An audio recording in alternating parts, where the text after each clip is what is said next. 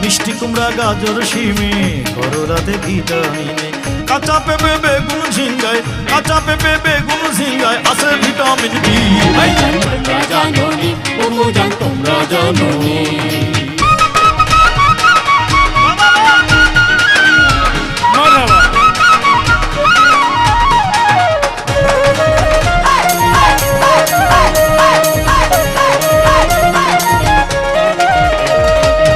চমৎকার ওই সর্ষে শাকে, চমৎকার ওই সর্ষে শাকে এ ভিটামিন প্রচুর থাকে।